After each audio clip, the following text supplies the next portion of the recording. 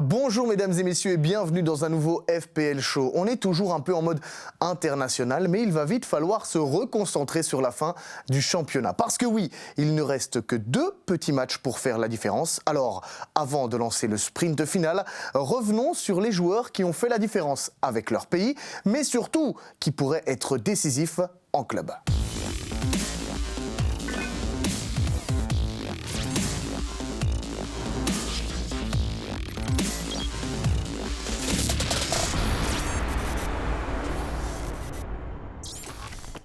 Qualifié avec le Cameroun pour la prochaine Coupe du Monde, Michael Ngade a réussi à surprendre l'Algérie dans les tout derniers instants grâce à Toko Ekambi, une solide défense camerounaise qui ravira évidemment les Buffalo, surtout quand on connaît l'enjeu des 2 derniers matchs gantois. Et en FPL aussi, Ngade est une valeur sûre avec 101 points. Il est le 7e meilleur défenseur en fantasy et n'est qu'à 10 points du premier gantois, à savoir Castro Montes.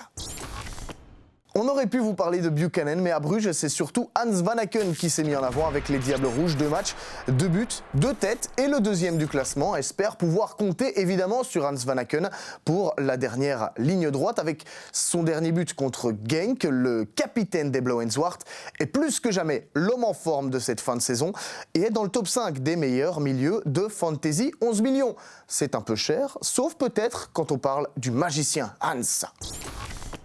Lui aussi a pu se qualifier pour le Qatar dans ce qui a probablement été l'un des matchs les plus suivis de cette trêve internationale. Félicitations donc au Lion de l'Atlas et à Tariq Tissoudali pour son but contre les Léopards. Le Marocain est tout simplement 4e en Fantasy Pro League avec 168 points et pourrait rejoindre Storm ou Charles de Ketelaar sur le podium avec respectivement 171 et 177 points. Une chose est sûre, les Buffalo vont compter sur lui pour atteindre les Champions Playoffs.